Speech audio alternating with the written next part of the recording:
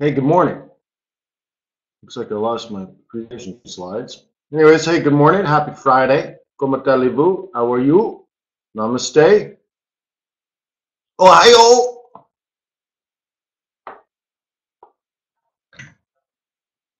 Hey, let me remind you that trading is risky, not appropriate for everyone. Your past performance, good or bad, is not necessarily indicative of future results. Please stay small, stay humble, focus on the long term, and never risk money you cannot afford to lose.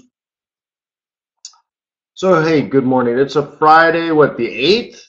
June 8th? It sounds like a good day. It's a good day, right? Somehow that's a good day. It's good luck. Good luck today. Do these sessions 7:30 in the morning, Monday through Friday. It's Friday. Good to see you. We're going to cover technical and fundamental analysis. Barry wants to do silver. Okay. Yeah, I don't really trade silver, but why not? It's Friday. Why not? My name is Wayne McDonell. I am the Chief FX Market Strategist for TradersWay.com. Thank you very much for being a client.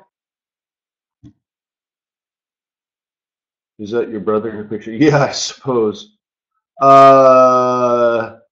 That's funny because that's in my old home office. And today my new home office is supposed to be done. The movie theater is supposed to be done. The wine cellar is supposed to be done. The painters are coming in to do the touch-up, and the cleaners are coming to clean up.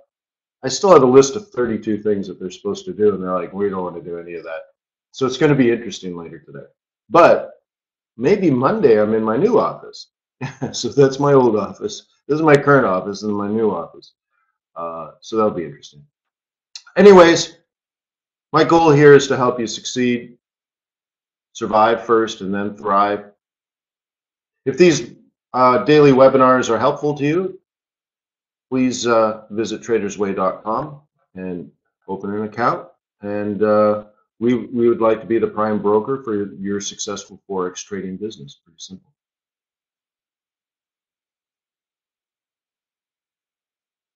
Silver and vanilla cost the same now. Well, that's interesting.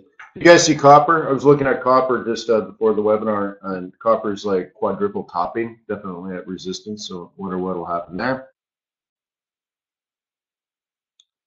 But without further ado, why don't we jump in, fire up the charts? Yeah, well, we knew Aussie was going to move this week, right? We talked about it on Monday, and we went through all the reasons why I shorted Aussie on Monday.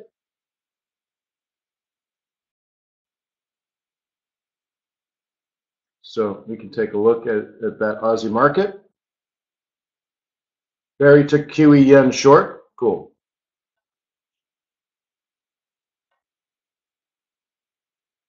Wayne, what do you think of the peso hitting its monthly target on the 6th?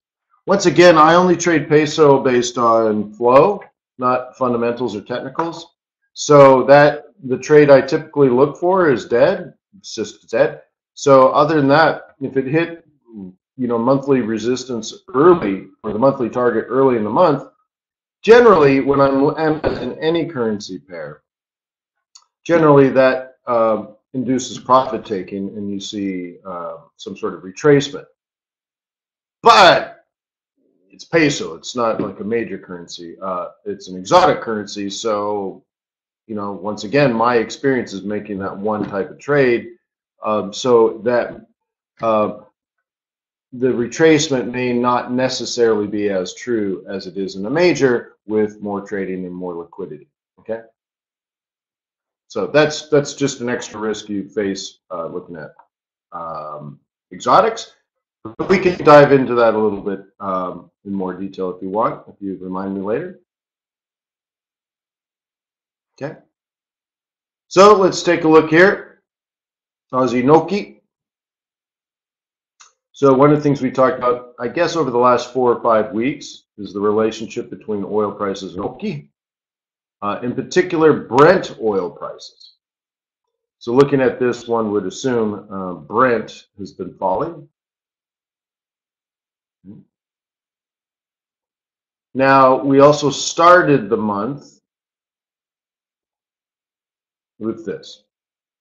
if you're a bull, I'm going to look left and say resistance, resistance, resistance, resistance, maybe become positive support, right?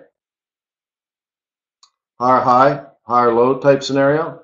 And so therefore, if you're a bull and you believe Brent oil is moving, right?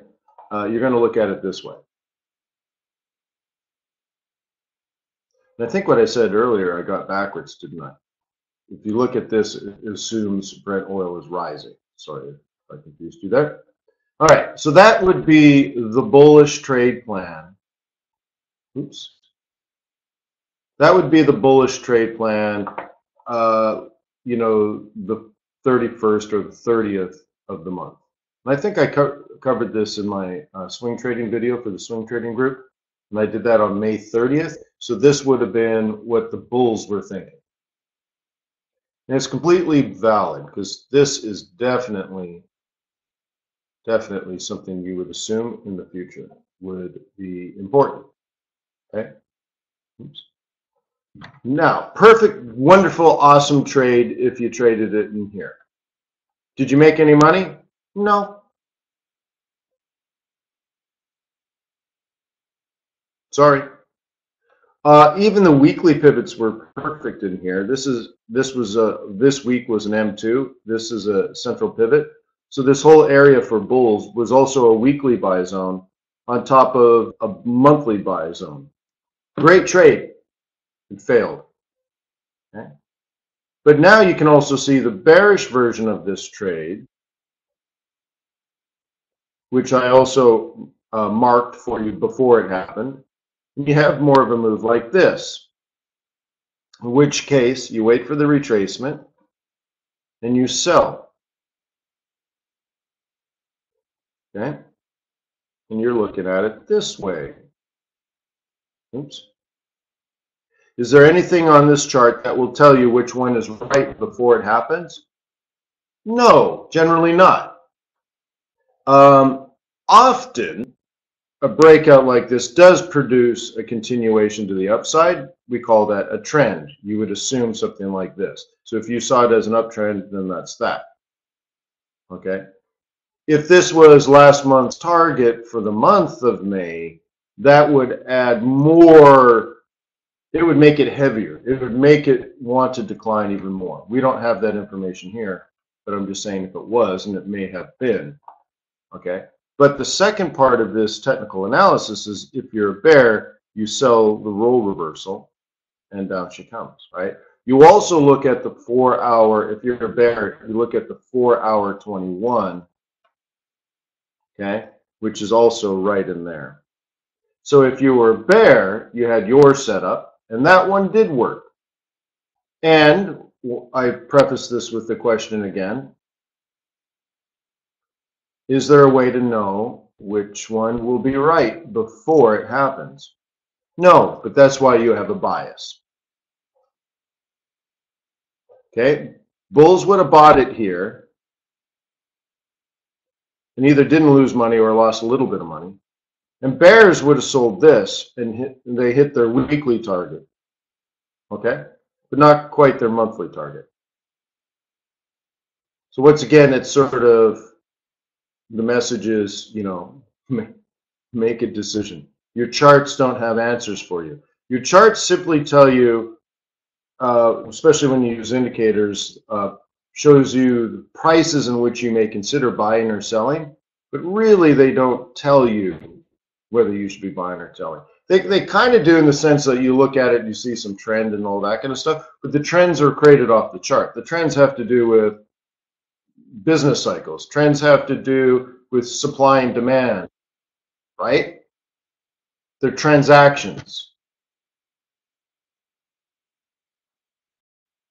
More transactions, more price movement. Less transactions, less price movement, okay? So remember that. You need to decide whether you believe the world is going to have more transactions or less transactions. Transaction could be, you know, Japan buying oil from Malaysia.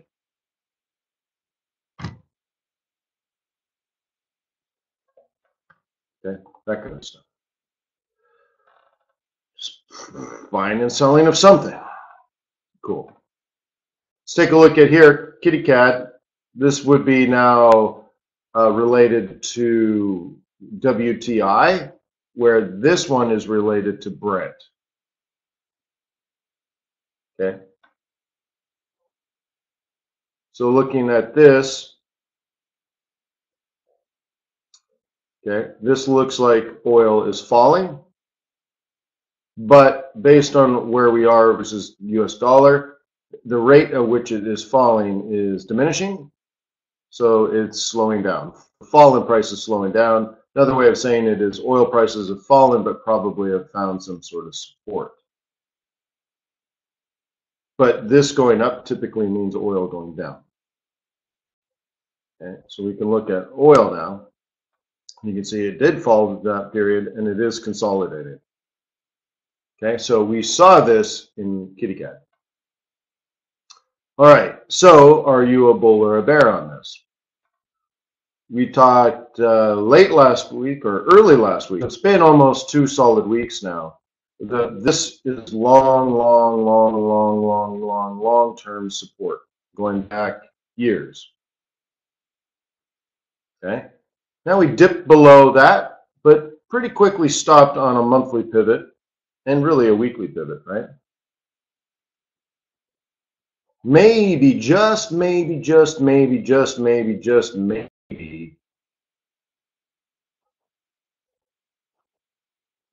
we're working our way back up. That's for you to decide. So now what you're trying to do as a trader, you're asking yourself, do you think it's going to fall, rise, and fall? Or, now I have to find a third color. I guess I can try black. Or is it going to do like this? Okay? Those are your decisions. Okay? It's one or the other. Just pick one and trade it very, very, very well. And if you lose money, you'll lose a little bit of money.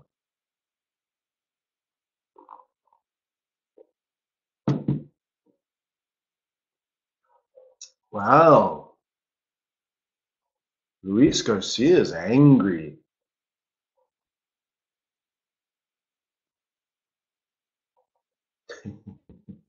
Relax.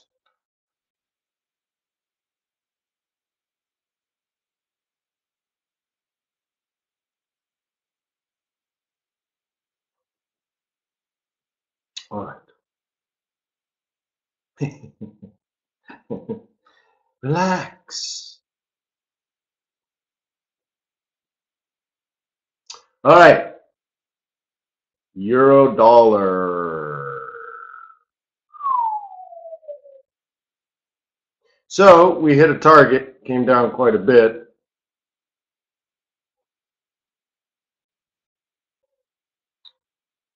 First of all, are these pivots useful information?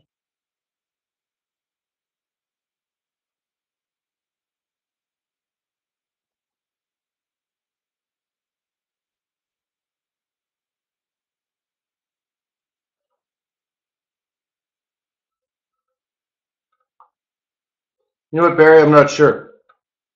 Well, no, actually, let me take it back. OPEC doesn't control Brent or WTI. Brent is from England. WTI is from Texas. OPEC has no control over either of those. Okay?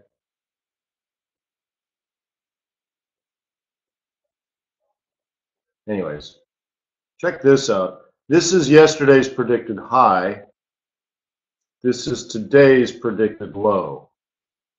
Just food for thought.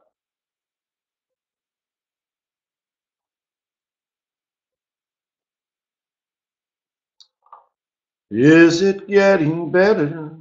Or do you feel the pain? Make it easier on you now. You get to trade with Wayne.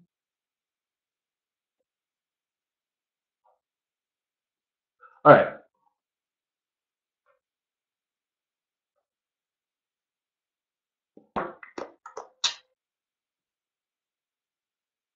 Why is the spread between Brent and WTI so high? Maybe it's because the United States is fracking oil and delivering, is it 1 million barrels a day now? 2 million? I don't know. It's a lot. The United States is producing a lot of oil and submitting that to the global market. That's the one I mean, John. Maybe not total production, but if you go back like 5 years ago, the United States exported 0 barrels of oil. 0. And for decades and decades exported nothing.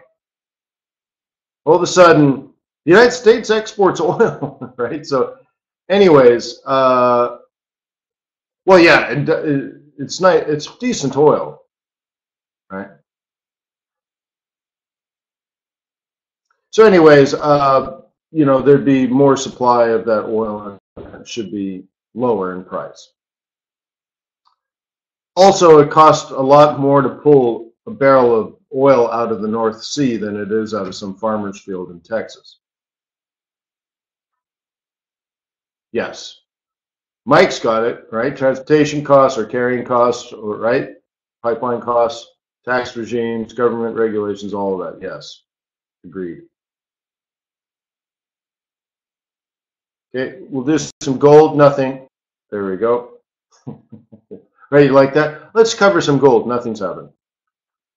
But the biggest thing that's happened is that we talked about nothing happened. So that's kind of interesting, right?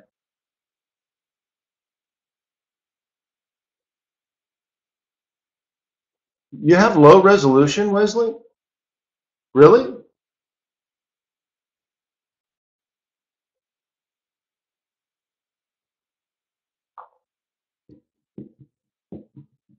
I think it's broadcasting in 1080p. My resolution here is what did I do? Oh, so I'm sending it out at high def. Well, I'm not broadcasting on YouTube at the moment. But anyways.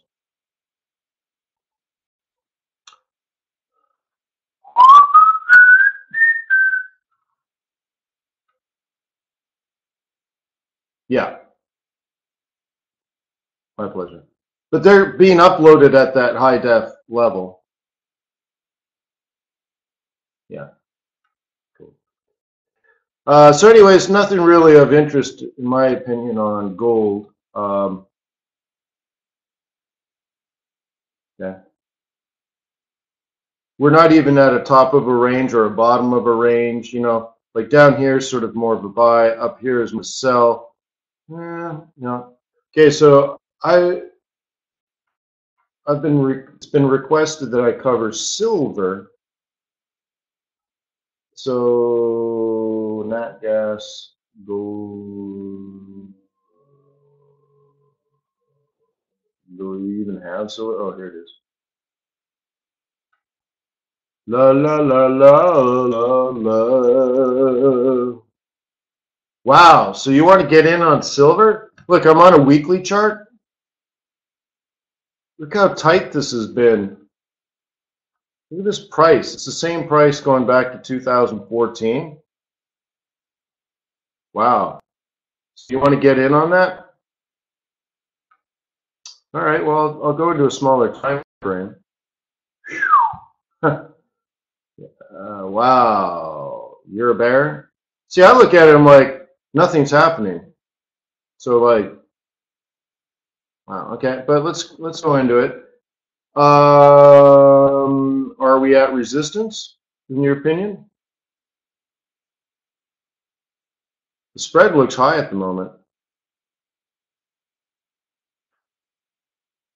Looks like there's a wick there. Maybe I can go 4 hour.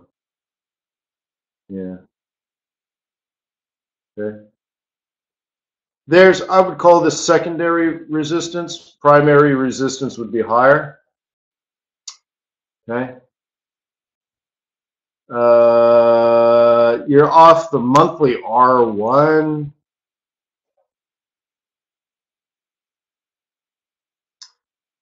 Weekly M5. Yeah, I don't want to trade this. This is garbage. All right, next.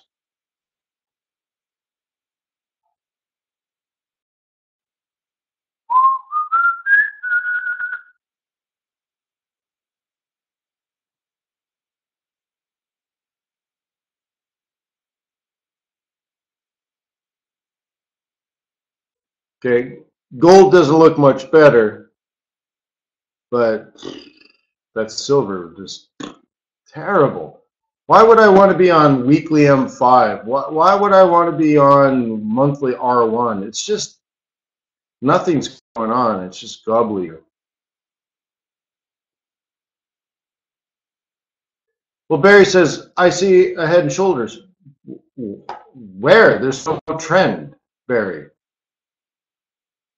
You cannot have a head and shoulders if you don't have trend.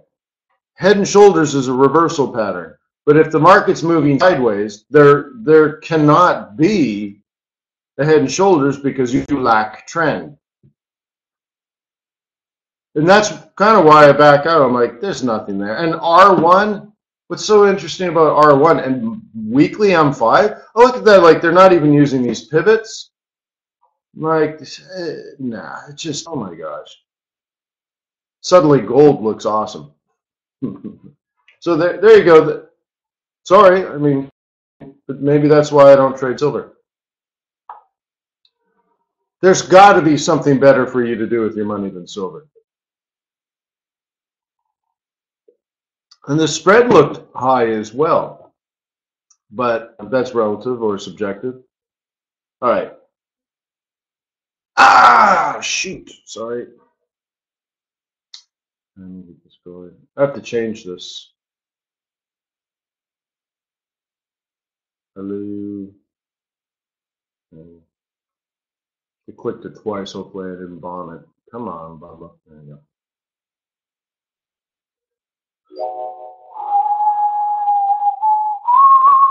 go. What do we want to do? We did this. Let's take a look at here.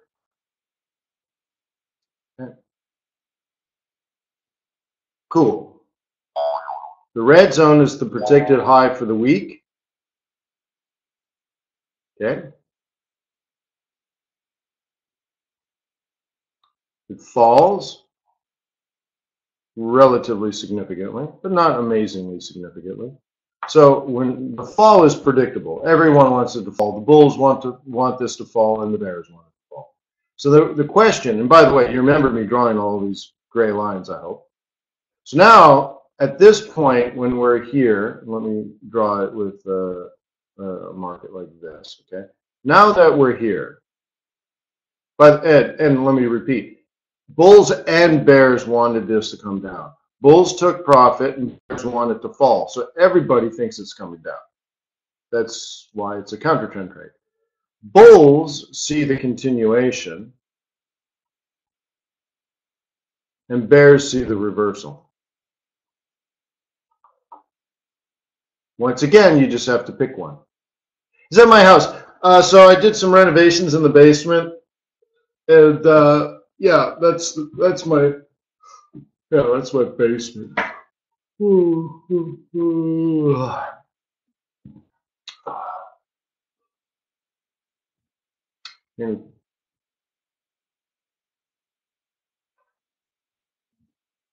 Oh, well, you can look at the currency, but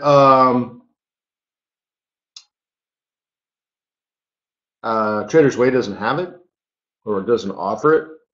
There's just not enough people wanting to do it. So, no, thank you.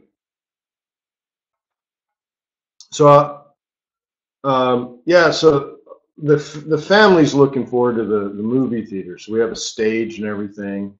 And the kids love dancing on the stage. And it's got terrace seating and liquid cooled speakers. And I had all the walls and ceilings soundproof with 2 layers of different types of spray foam and stuff. So we're kind of looking forward to that. The seats are coming soon. But my daughter's having a dance party with a bunch of girlfriends coming over tomorrow, and they're going to dance in the movie theater. So, yeah, it would be great for karaoke. So anyways, it's for the kids, for the kids. All right, so let's go over to the yens.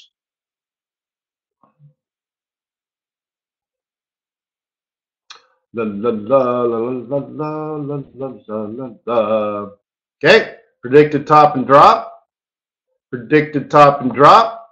Predicted top. Predicted top and top.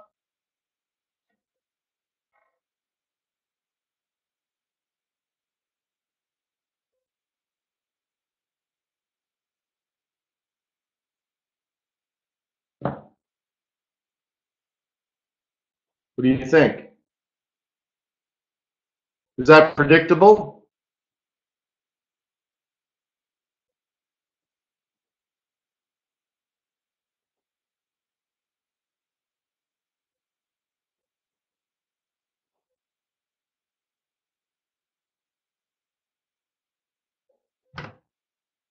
Right?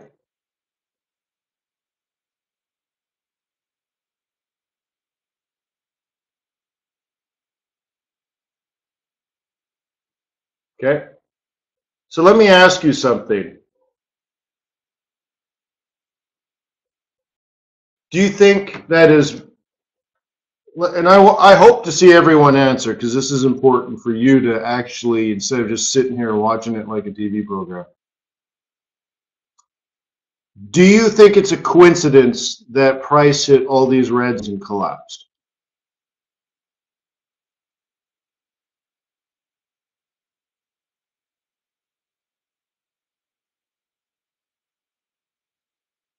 Okay, thank you, everybody. So what are you going to do now so that when you see this in the future, you make the right decision?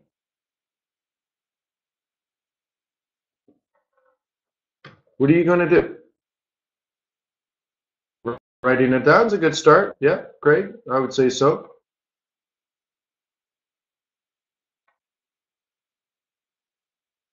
Okay. I mean, I think it's important. I mean, how many times have I told you how to trade something like that? More than 1,000, I bet.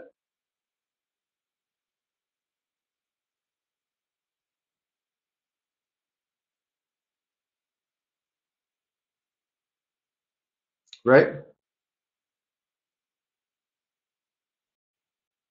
Okay, Mike says Kiwi Yen wants some more detailed questions. Okay. Okay, so, okay, Wayne, for example, Kiwi Yen. It passed the neckline bottom, so does that invalidate the head and shoulders prediction? What? No, they just changed name. It's a crown pattern. So one of the things I covered, I think it was on Monday, that there's 27 different names for the exact same thing because some guy wanted to sell a book at one point. Okay, so let's do this. Let me give you the different variations.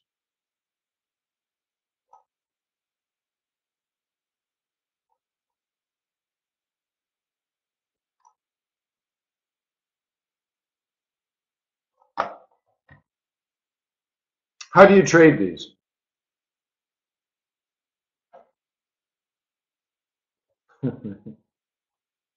It's always the same place. It's the same thing over and over and over and over again and over again. It's all the same thing. All right. The most important of everything is that you have resistance. Do you see how I even drew and shaded this manually for you? Right? This is the projected top for the week. Okay. So for all the bulls, what are bulls supposed to do here in this red zone? Take profit. Yeah. So they get out.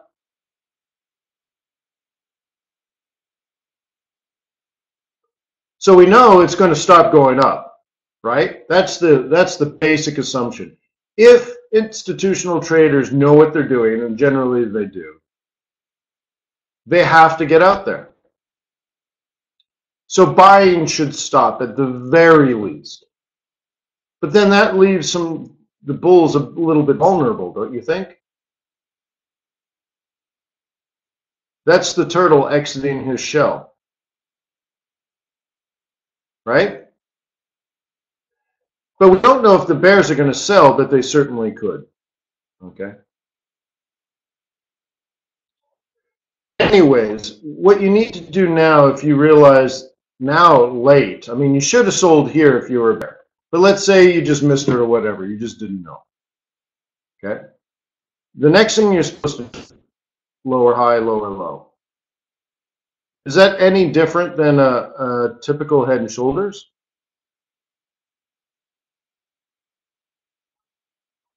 See, the key things here is obvious resistance,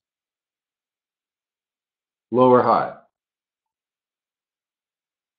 No, it's not a head and shoulders. That's a crown pattern. So I've forgotten now who asked the question, but they're saying now that this neckline is broken, is the head and shoulders dead?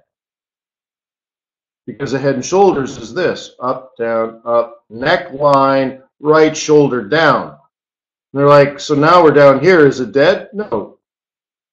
Shoulder will probably just be a little lower. You know what I mean? But it's all the same thing. It's all stupid. What do you mean? That's right? It's all stupid. Here's what you do. You want to sell it? Yes. Okay. You can look at fibs. Oops, right? For a projected higher, right? Lower high. That's one. That's one thing you could do. That works fine. Two, you can look left. Oops, well, that was supposed to be straight. Okay, you can look left here or off here, and you can look to sell that. Somewhere in that sweet spot. Three, you can look to sell at this pivot.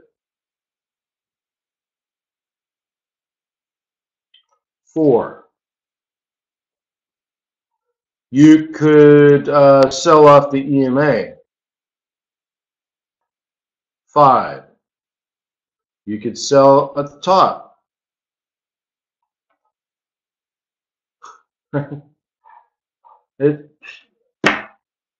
You could sell off this. Six.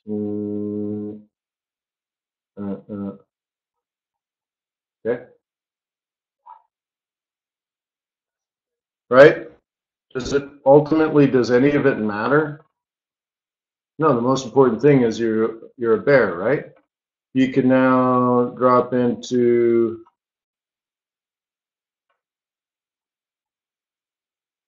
you could try this. Okay. The target was hit early in the day, so if there's a retracement, it's probably going to be back toward the central pivot and then drop. You can do that.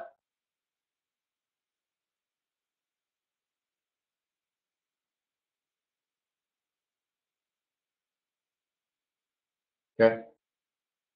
Neat, right?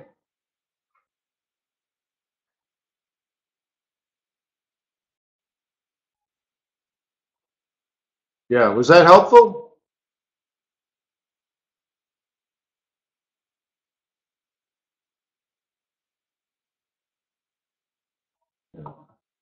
Cool.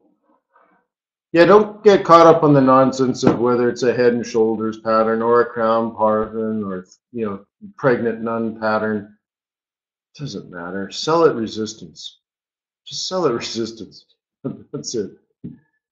Well, what price is resistance? I don't know. Analyze it. Find some resistance. Sell it. Are you a bear? Yes. Find some resistance. Sell the damn thing. Just don't sell it at support.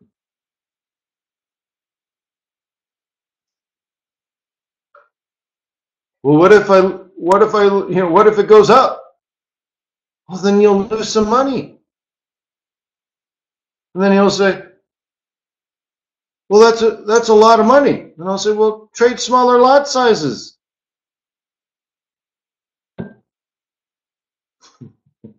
Right?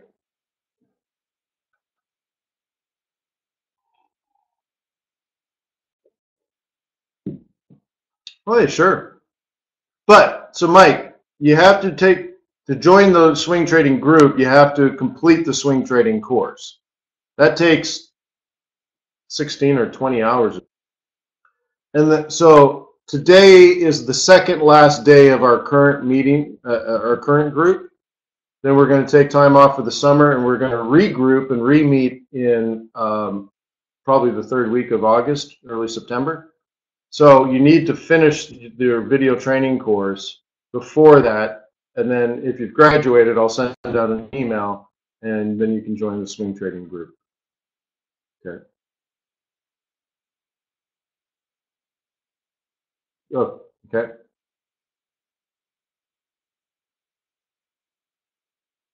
But John's cut. Nice. Thank you, John. Cool. See, here's the thing, John. If you cut your lot size in half, or not even half, even more than that, from a full standard lot to mini or whatever, right? From 5 to 1, whatever it means, then you can trade more often. Okay? You get it? And therefore, the more that you trade, assuming that you trade, you know, good trade setups, right? You're actually selling at resistance, buying at support, and all that kind of stuff, right?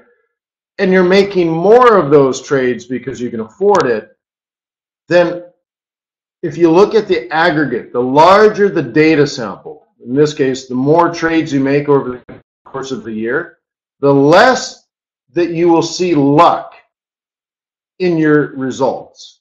Good luck or bad luck should wash out. Now, if you're only trading, you know, if you're only trading, let's say 1 or 2 trades a week, and they're big, heavy, you know, 5-lot trades, you can get unlucky on time. You can get unlucky on direction. News can knock you out. And you're like, you were right, but you were unlucky. And so all of a sudden, there's a lot of luck in your data, which means it's very difficult to repeat it and stay consistent and all that kind of stuff, right? So we need to remove that luck, or what they call sample error, right, by having a larger data set. And that's what we're trying to get, where, you know, luck is not in the numbers. Yeah, cool, right on.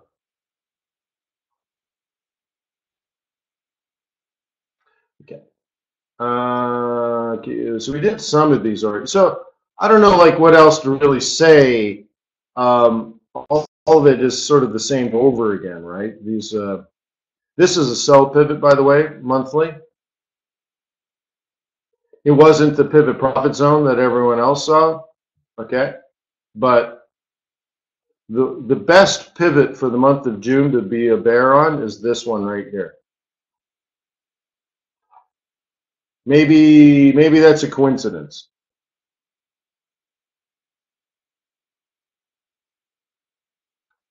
Who knows? Okay. Let's take a look at some exotics.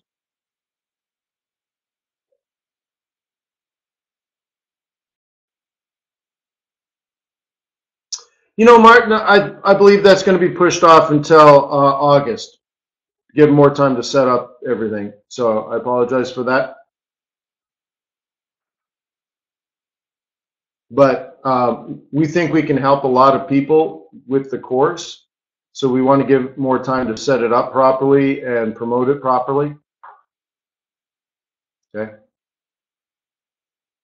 So it might even be, no, not even August. It'll be like the end of July. So basically, we'll do it in a month. It also gives people more time to open their accounts. Okay. Okay, so if somebody asked about peso, we can go through this again, right?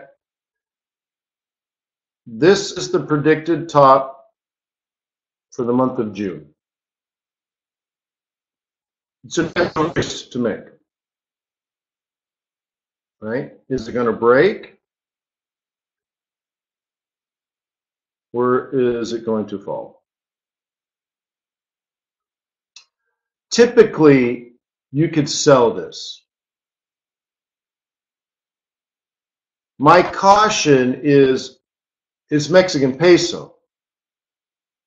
And what works on pound dollar or pound yen or euro dollar or euro yen doesn't work for everything, guys.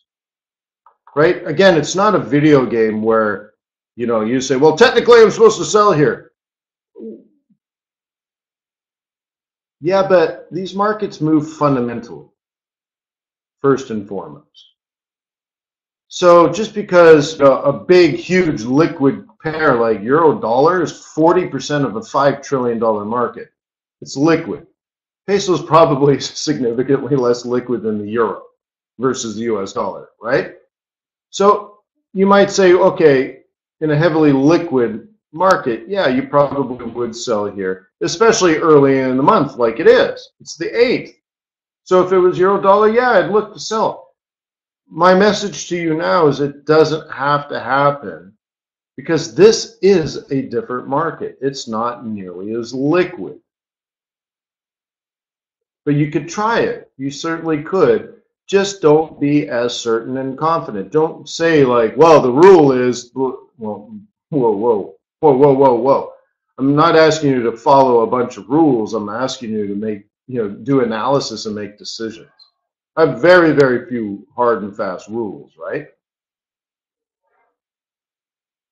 So analyze it, and what do you think about the liquidity of, US dollar versus peso? Is it possible that the US dollar could just suddenly get super strong? Trump says something at the G7 meeting. Trump says something at the North Korean meeting, right? Somebody says something somewhere about something. The dollar could get strong like that. Peso? Who's cornering the market on peso a week into the month?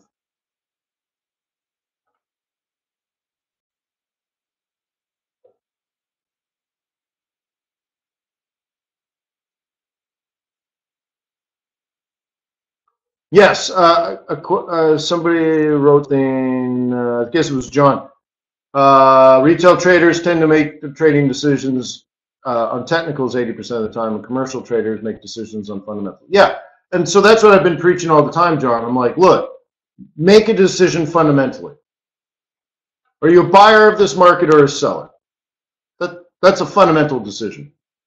Once you know that, it's so much easier to trade because you're not looking for answers. You're like, what is this trying to tell me? It's not trying to tell you anything. It doesn't give a damn about you, right?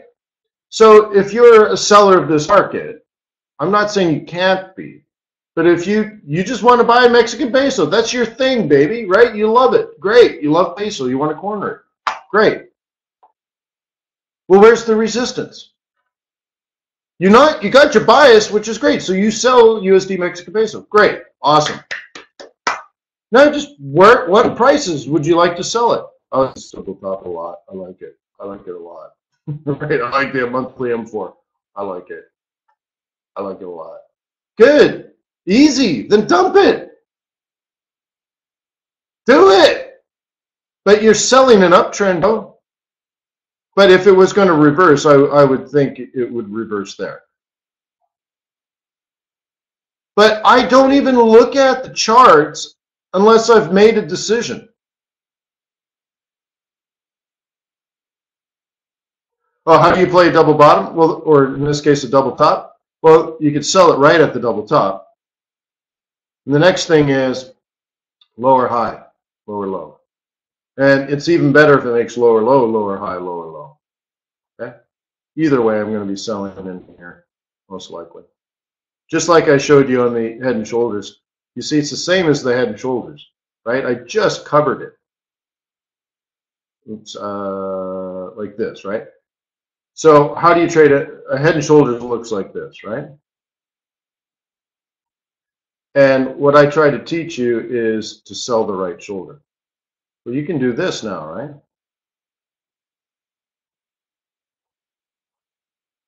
So, oops. Okay, so I recommend you sell here on the head and shoulders. I recommend you can sell here on a double top. What's the difference? If it was a head and shoulders, this would have gone higher and then dropped. Does that really matter? Does that really matter? You know what really matters? That this head and shoulders, first of all, someone said they saw a head and shoulders in a market that wasn't trending. Okay, it's a reversal pattern. You have to reverse something, and that's trend. All right, so what's the most important part of this pattern here? You have to have hardcore resistance. You don't have this hardcore resistance before you even, the head and shoulders even forms, then forget it. It's fool's gold. You're making it up, right? It's fool's gold, and you're the fool, right? Can we count this monthly target as hardcore resistance? Yes. That's what's important. Not a double top, because the double top formed there because of the hardcore resistance. If you had the same pattern, didn't have this monthly area, it's not gold, but you're a fool, right? Mama didn't raise no fool. So you got to walk away. But since this is hardcore resistance, yeah, sell lower high, bro. And it's ideal if it does make a lower low. It's really, really ideal. If it doesn't, then you face the risk of just consolidating and then maybe breaking up, right? So really where I would get aggressive if I'm already a bear is if it did this. If it did that, then I'm definitely selling it hard right there. And when we get up to this area, whether it's this monthly pivot, weekly pivot, or this other monthly pivot, I'm thinking the monthly pivot because of this resistance. But once we get into this circle area, I'm going to drop into a 5-minute chart, and I'm going to fire for effect. I have no doubt, no hesitation. Right?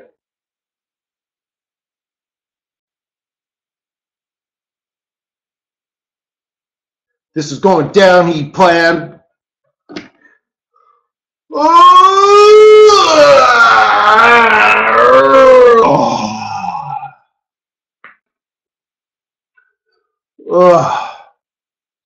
I am exhausted.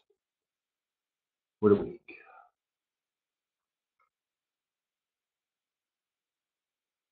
When you play double top 30, it has nothing to do with pips. It has to do with where the resistance is and how awesome your entry is. Okay? The biggest mistake, guys, is you have a double top and you sell here. Right? You're selling here. You're like, oh, finally, you've confirmed. No, if you're trading a double top, I want you to sell here because then your stop can be here. If you sell here after a double top, now your stop still has to be up here. So you're like, is 30 pips enough? I'm like, I don't know. Maybe you sell down here. I don't know where you sold. How would I know how many pips? But if you're selling a double top, it should be above the double top. Okay? But if you're going to make the trade, like if you're going to trade the double top, then sell here, which means you were already thinking about the double top on the way down and on the way up, and you're hot to go HOTTOGO. It hits that resistance again a second time. In this case, you know, like this beautiful pivot profit zone. Fire for effect right there. And what are you going to lose? It pops up and you lose some money? Like, what do you lose? A Slurpee? Right? And then the next trade plan is this. Sell it here, not here, right? Not here. Because if you wait, what happens is you end up selling at support. So you got to be ahead of the curve. You need to have the plan, not, you know, hours or days sometimes in advance. So if you're going to trade the double top, trade the damn double top. As soon as you're up there, pow. Okay?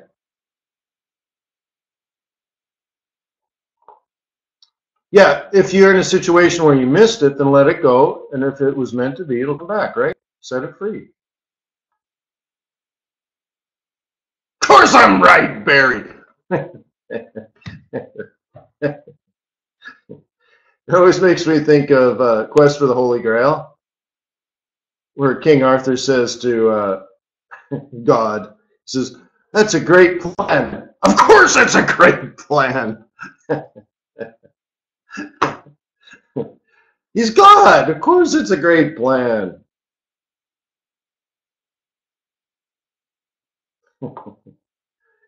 Good idea. Of course it's a good idea. I pity the fool who's never seen the movie. And you're like, what's he talking about?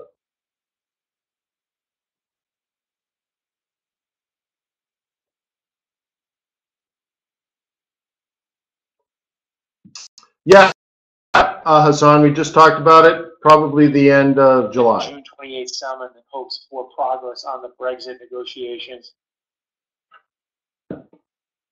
Shooter McGavin.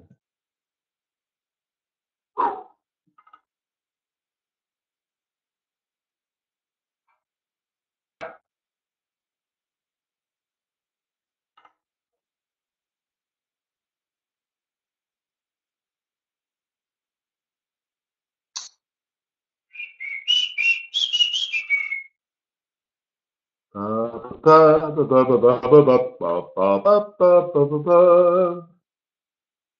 la la. Carnage has done that much work still needs to be done.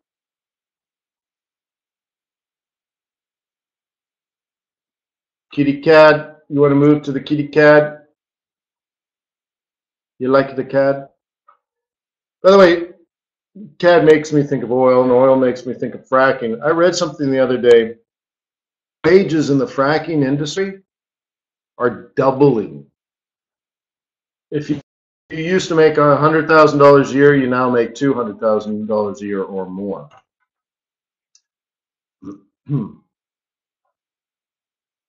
Yeah, all you have to do is sell frack for a living.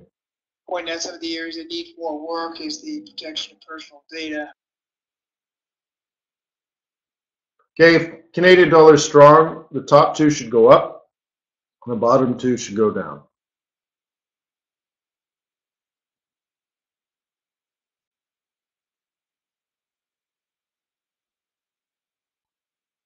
No, let's go back to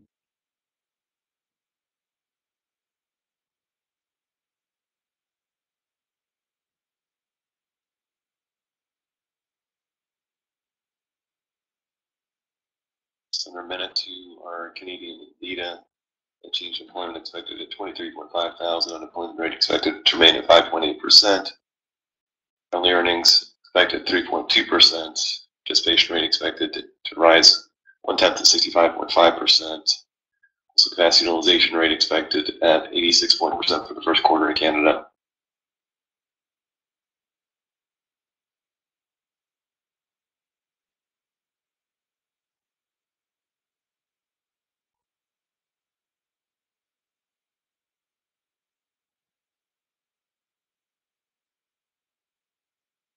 It's Canadian data in just a few seconds.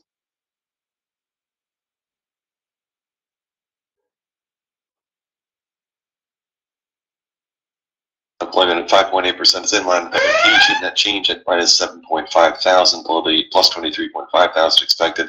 First quarter capacity at 86.1% is 3 lower than expected. The back month is down 4/10 to 85.6%. Participation rate for Canada is 65.3%, is 2/10 lower than expected, down 1/10 from the prior. Hourly earnings at 3.9%, better than the 3.2% expected.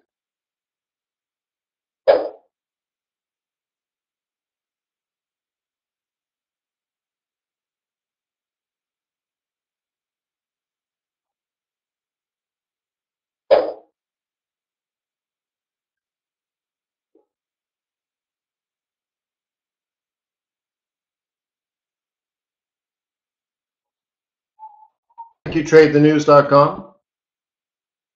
Canada lost This is the second straight decline 7,500 for jobs. Canadian net change in employment. Second month in a row, it's missed expectations, been negative. The hourly earnings handily beaten expectations, 3.9% there for the hourly earnings, though. So I had the chart up. You guys didn't see it? I had it right here. 7,500 jobs Canada lost.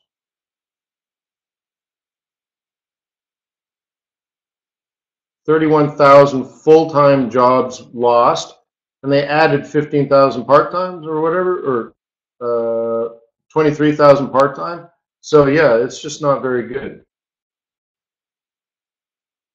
So both my trades are profitable at the moment.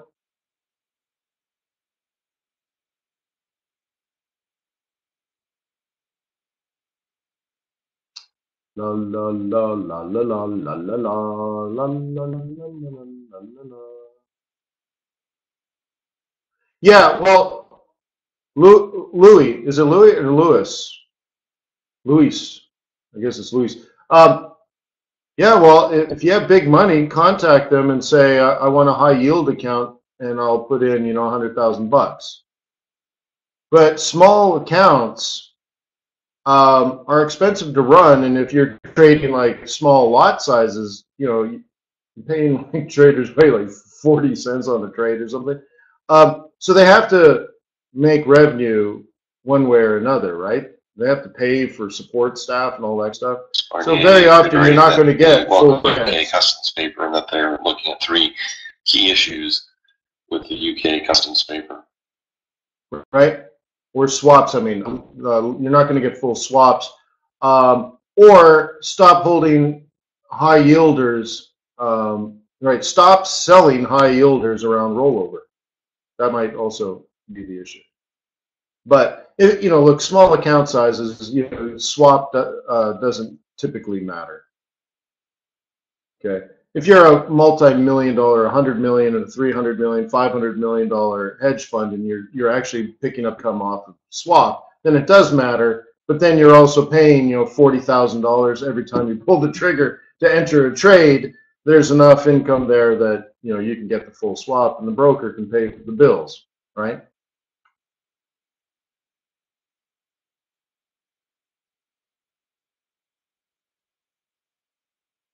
So I'm just saying it's just normal business stuff. But if you got money, give them a call and negotiate. Alignment that is necessary to avoid friction at the border. So, and I've recommended that for many years. If you got some real money, negotiate.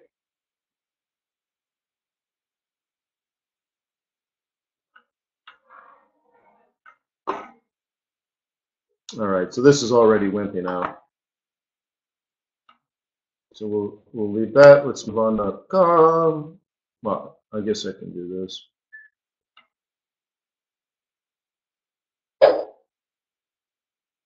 You are not alone.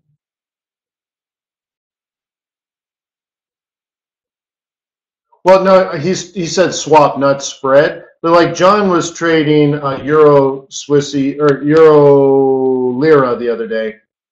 He was talking about the spread at rollover, and it could be very high at rollover. You see how narrow this is? It's almost nothing, right? But at rollover, you might see the spread like from here to about here. They're trying to encourage you not just to scalp the rollover, right? But what I'm suggesting is, you could sell here, you could sell here, you could sell here, you could sell here. These are all sells, right? Because this is resistance, and then this is your roll reversal stuff. And if you really want to be a carry trader, you never get out of any of these trades. You move your stop to break even, and you never get out.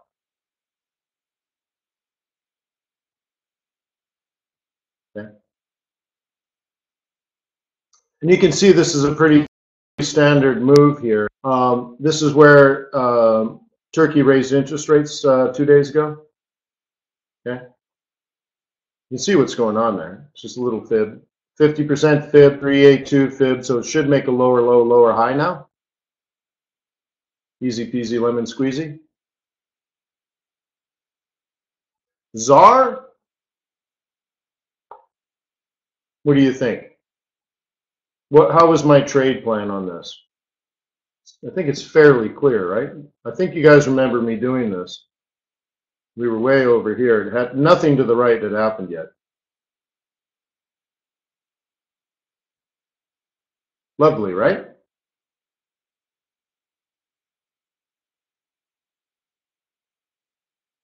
So yeah, so I haven't traded it since the interest rate decision. I got out. I was selling Euro Turkish lira. He even talked about it with the wife and kids to explain what was going on. But I didn't know they were going to raise interest rates, right? So I had gotten out of that trade, and then they moved the interest rate. So before the interest rate, you basically made $7 a day per lot, right? 255% a year. But what is it now? Does anyone have a standard lot on Euro Lira short?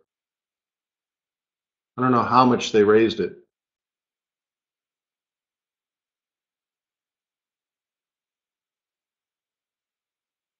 How about Argentina? Do you remember that? About a month ago, they raised interest rates to 40%. Leverage that 100 to 1.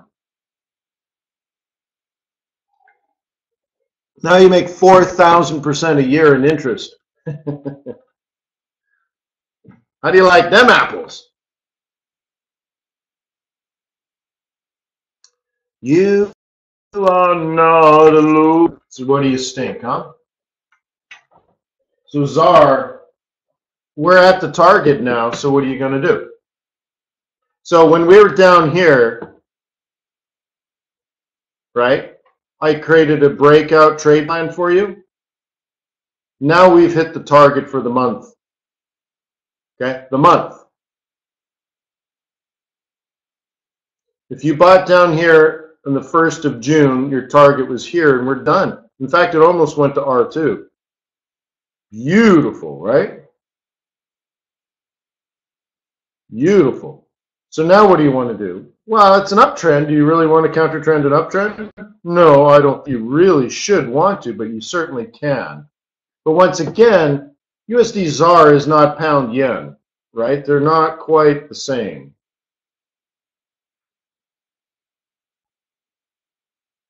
So you're going to face some sort of liquidity issue, right?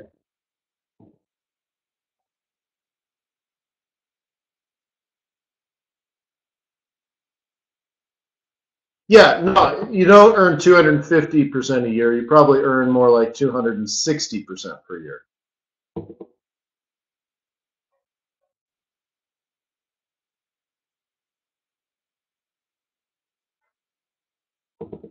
Assuming you're leveraged 100 to 1, right?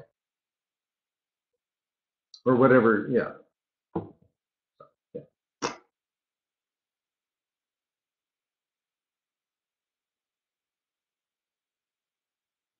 Well, if you're borrowing Turkish lira, so let's go back this way.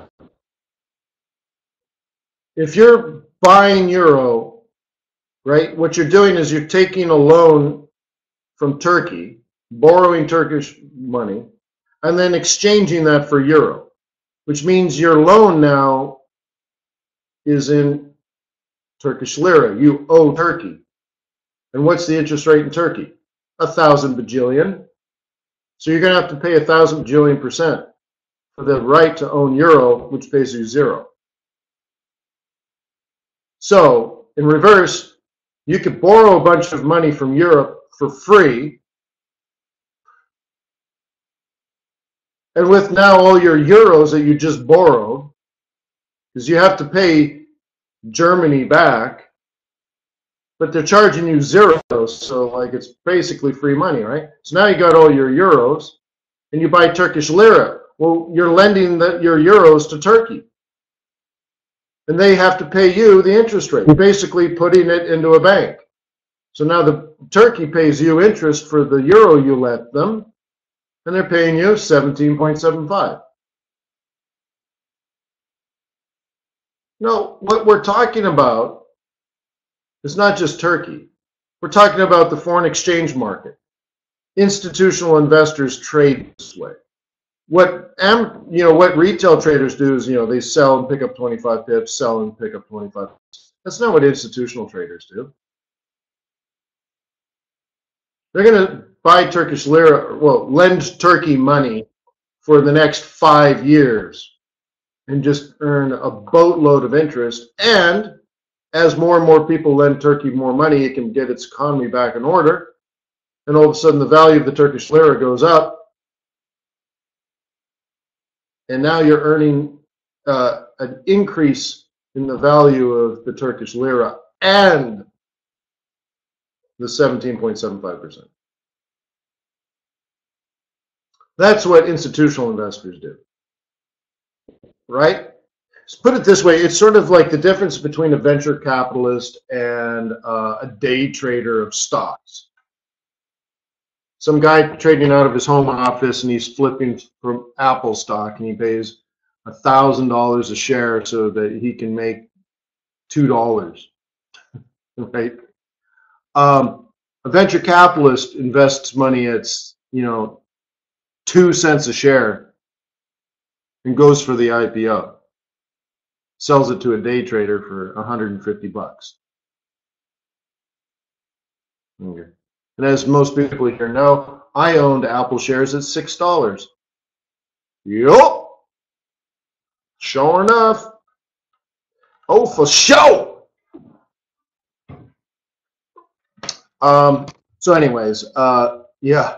So there's just sort of a difference in institutional stuff, right? I mean, a hedge fund wants more than just money today. They want, put it this way, if you had $1 billion, it's really hard to deploy $1 billion, right? You can't just drop $100 billion trade on the market, right?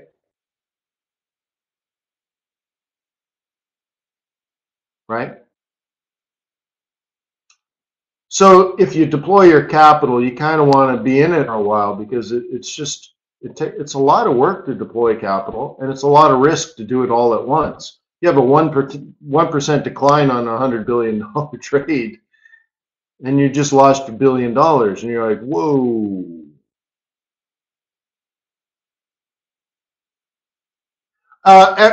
To work for a bank, do I need a license? Typically you do. Every jurisdiction's different. So you're in South Africa. I don't think there's any law or order in South Africa, is there? Oh, wait. Sure there is. Sure there is. But yeah, I would imagine so. You're in Canada? Kenyatta?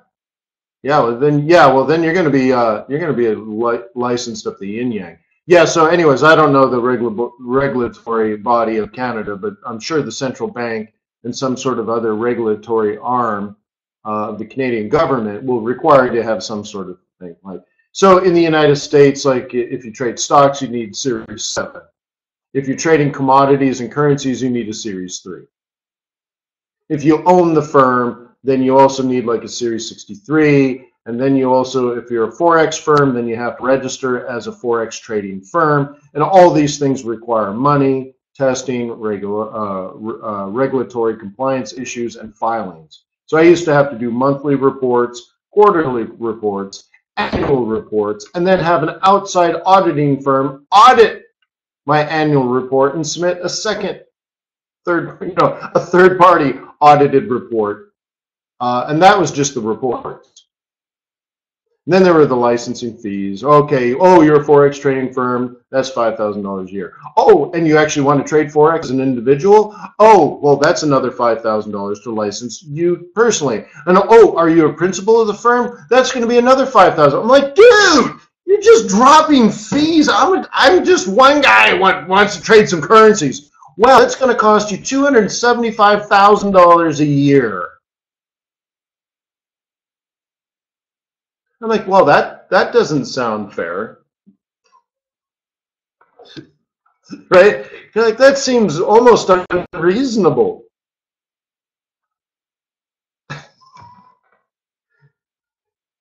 And so, right, or how about this? Then you're licensed and registered, so you have a website.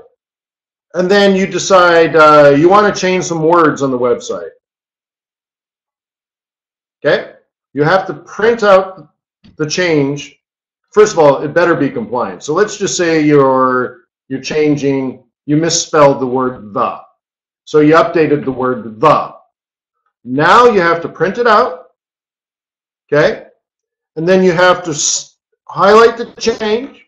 And then you have to have a reason that you've made the change, so spelling. And then as the person that did it, you have to then write out, why you did it and then sign it. I, Wayne McDonell, changed the word the because it was misspelled. And as the person in charge of the website, I approve this, Wayne McDonell. But then as the manager of the firm, which is still me, I then have to say, my name is Wayne McDonell. I am the manager overseeing the website development, and I authorize the change of the misspelling of the word the to the proper spelling of the word the, signed by Wayne McDonell, the manager of the firm, who oversees the person responsible for the website, which is also Wayne McDonell. And then I have to file that for approval.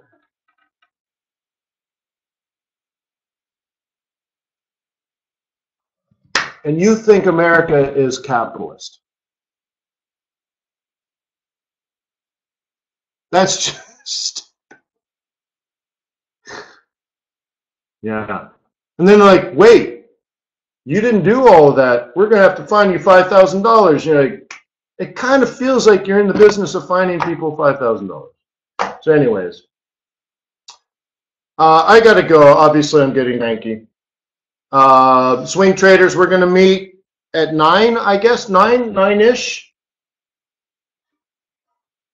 Okay. I need to get some fresh air. I got cranky right there. I'm pissed off now. Yeah. Let's get the coffee started. I'll go outside and all that kind of stuff, get some fresh air, smell the roses, all that kind of stuff. So all my swing traders, we're going to meet in the swing trading room. Everyone else, thank you for being a client to TradersWay. I appreciate you. I am building that day trading workshop for you. The management team and I of TradersWay, we will be promoting that and setting it all up and giving people lots of time to open those accounts. And we'll do that near the end, maybe the 3rd week of July. Somewhere around there, I think, is what we're going to go for. So we have to firm all that up. But I have it planned out. I wrote it down and I got it in my head and all that kind of stuff. But, we want it to be awesome because we care about you. You are our sweet baby. So if you don't have a live account yet, a live account funded with money will be required to, right? Cool. So without further ado, thank you for being on my team. Peace on earth. May the pips be with you. May your profits be above average. You have a wonderful weekend. And swing traders, I'll see you in about 20 minutes in the swing trading room. Cheers.